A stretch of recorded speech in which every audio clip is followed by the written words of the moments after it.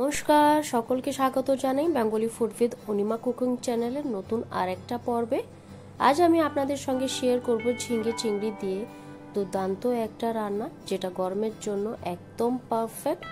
ঝিঙে দিয়ে চিংড়ি মাছের এই রান্নাটা কে কে খেয়েছো অবশ্যই আমাকে কমেন্টের মাধ্যমে জানাতে ভুলো না। আর দেরি না করে তাহলে চলুন রান্নাটা শুরু করা যাক।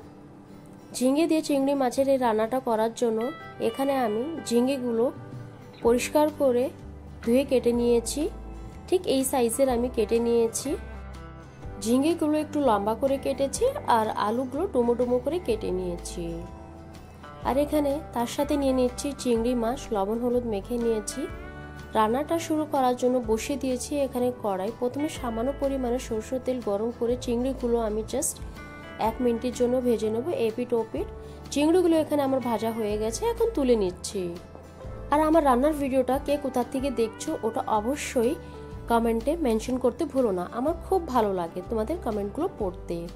আর একটু সরষের তেল অ্যাড করে তেলটা যখন ভালো করে গরম হয়ে যাবে, এখানে আমি ফোড়নের জন্য দিয়ে দেবো গোটা জিরে, তার সাথে দিয়ে দিচ্ছি সামান্য পরিমাণে রাঁধুনি, আর গোটা এখানে দিয়ে দিচ্ছি রসুন।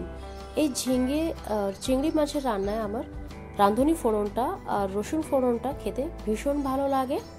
এখানে আমি গোটা রসুন ইউজ করছি, আপনারা যদি চান তাহলে রসুনগুলো একটু থেতো করে দিয়ে দিতে পারেন। ফোড়নটা যখন একটু ভাজা ভাজা হয়ে যাবে, দিয়ে দেবো ধুয়ে কেটে রাখা আলু, সামান্য পরিমাণে হলুদ দিয়ে এখন আলুগুলো সুন্দর করে এখানে ভেজে নেব। গ্যাসের ফ্লেমটা মিডিয়াম টু লো রেখে আলুগুলি 5 থেকে 6 মিনিটের মতন এখানে ভেজে নিয়েছি। এখন দিয়ে দিচ্ছি জিরে গুঁড়ে, সামান্য পরিমাণে জল দিয়ে গুলে এখন 2 মিনিট আরও আমি কষিয়ে নেব। সুন্দরভাবে এখানে আমি কুক করে নিয়েছি। এখন দিয়ে দিচ্ছি ধুয়ে কেটে রাখা ঝিঙেগুলো অ্যাড করার পরে আর একবার সব কিছু এখানে ভালো করে মিক্স করে আরও 3 থেকে 4 মিনিটের মতন এখানে আমি কুক করে নেব।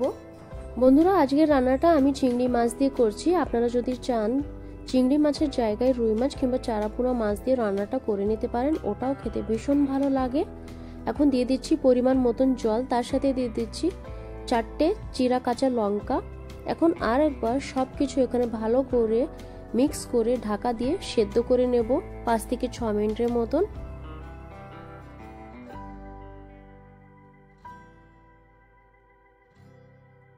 পাঁচ মিনিট পরে ঢাকনাটা খুলে অ্যাড করে দেবো ভেজে রাখা চিংড়ি অ্যাড করে আর একবার সব কিছু এখানে ভালো করে মিক্স করে ঢাকা দিয়ে চিংড়ি মাছও সেদ্ধ করে নেব।